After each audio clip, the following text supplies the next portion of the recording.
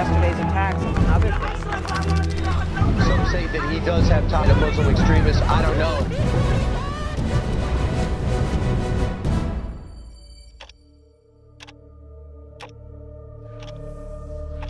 December 1, 2016.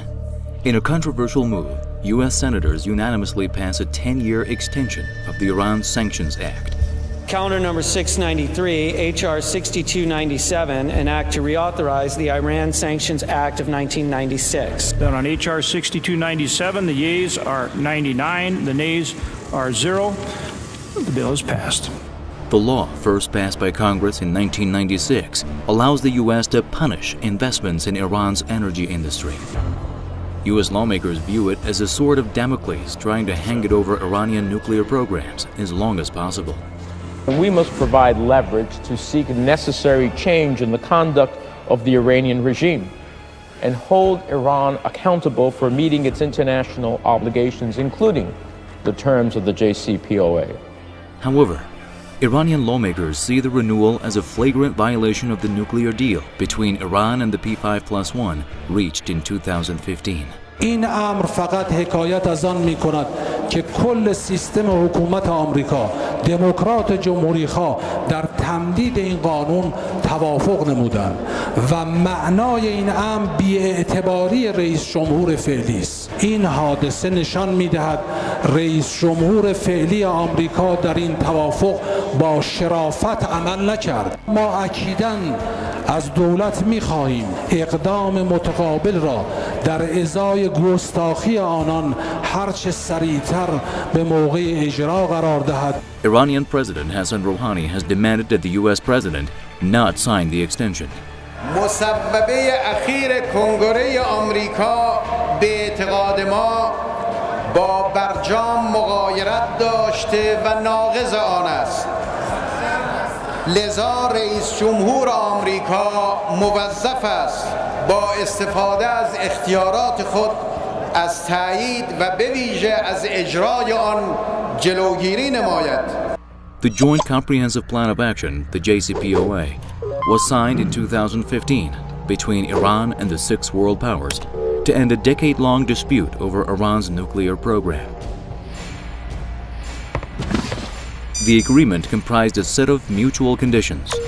As part of it, Tehran pledged to sell its excess heavy water, redesign the Arak reactor, cut enrichment down to 3.67%, and reduce its centrifuges down to 5,060 in Natanz and 1,044 in Fordo. Tehran also agreed to increased inspections and to the implementation of the additional protocol. The pledges were fully honored within the time frame under the full supervision of the IAEA. In return, the U.S., along with 5 other powers, promised to lift the sanctions. As such, the nuclear-related sanctions by the UN Security Council, the EU, and the US had to be cancelled. The P5+1 agreed to lift the ban on selling commercial aircraft to Iran, maritime restrictions, banking and financial restrictions, and transaction limitations on oil and gas, among others. 1 year later, many of these constraints persist. European banks still refrain from doing business with Tehran, fearing an American backlash. In the aviation sector, Tehran has been unable so far to buy a single aircraft. The dollar transaction restriction has been a major barrier for Iranian companies keen on doing business with the world. The confiscation of the Iranian central bank's assets overseas and the imposition of fresh sanctions are among measures adopted by the U.S., which are against the JCPOA. Even during the negotiations, the USA was imposing further sanctions. And even when the agreement was signed, the USA still imposed further sanctions. The USA never really intended an effective agreement. They were forced to negotiate by the Russians, the Chinese, and the Europeans. But so they came up with an agreement, and now, of course, they're doing everything they can to undermine it. Iran complains it has not received the full benefits of the sanctions relief because of these sanctions. U.S. sanctions, while not necessarily prohibiting non-U.S. companies and financial institutions from working with Iran, raise the cost and risk of doing business with the Islamic Republic. Now, the same members of Congress who were opposing the nuclear deal have sponsored the renewal of a nearly expired law. The bill, in and of itself, violates UN Resolution 2231 that calls for the formal termination of all UN sanctions 8 years from the adoption day. That's why the new bill is going to renew sanctions for at least 10 years to come. The international community has reacted negatively to these anti-Iran legislations on the part of the U.S. Congress and the U.S. government. The latest reaction has come from China. On Monday, December 5, 2016, Chinese Foreign Minister Wang Yi underlined the necessity for all parties to last year's nuclear deal to remain committed to their undertakings. 全面协议是6国同伊朗共同达成的国际协议，并且经过了联合国安理会231号决议的正式的认可，所以确保协议得到持续、全面和有效的执行，是各方的共同责任和义务，不应该受到各自国内局势变化的影响。 So far, the U.S. has played an unreliable part among the members of the agreement. In fact, many political experts believe that more than anything else, the U.S. reputation is at stake.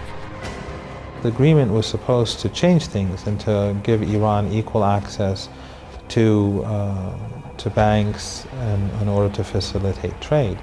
So obviously it's not going to help. But the real harm, I think, is the breach in trust. And it shows that the United States is not a reliable partner. If the U.S. lame duck president refrains from signing the bill into law, the country will be able to save face for 6 months. But the worst is yet to come. How about Donald Trump? During his presidential campaign, Trump called Obama's significant foreign policy achievement one of the worst deals. He vowed to renegotiate or tear up the deal. The United States must oppose this resolution and use the power of our veto, which I will use as president 100%. And it's a bad deal. That's why many political experts have warned the U.S. president-elect against messing with the deal. In a BBC interview, CIA Director John Brennan warned the incoming administration that scrapping the nuclear deal would be disastrous. I think it would be disastrous. It really would. First of all, for one administration to tear up an agreement that a previous administration made would be almost unprecedented. And I think it would really call into question any agreement that the United States would sign on to in the future. Given Trump's flip-flops over the weeks after his victory, it remains unclear whether his campaign rhetoric will translate into policy. But what remains clear is that the United States has already broken its promises over and over again, and the renewal of the Iran Sanctions Act might be the last straw. If, let's say, the United States tears the agreement, the Iranians will tear the agreement. But if the United States tries to keep the agreement but to misuse it, and the Iranians feel that the agreement has reached a point where it's really becoming ineffective, then the Iranians will start interpreting the agreement in a way in which the United States gets nothing out of it either. The Iranians can interpret the way in which the IAEA gains access to different sites. Certainly, we will not be the starter in breaching the deal. But if the time comes that there is no other alternative but to respond, then our response will be very strong and will be very crucial. I hope that this time, the time will never come for such an action. این کاری که امریکایی‌ها کردن یه نوع مکاری بود تو این قضیه. در واقع یه چکشی رو میخوان بالا سر این موضوع نگه دارن. هر وقت لازم بود ازش استفاده کنن. خب ما هم میتونیم یه چکش اینجوری تعبیه کنیم علاوه بر تصمیمات دیگه. No matter how the U.S. is going to proceed with the game, Iran is resolved to play its trump card this time. تخلف‌های متعددی کردن، یکی دوتا نیست. تازه ترینش این تمدید تحریم 10 ساله است. اگر این تحریم بشود قطعاً نقض برجامه بدون تردید و بدانن جمهوری اسلامی حتماً در مقابل اون واکنش نشان خواهد داد.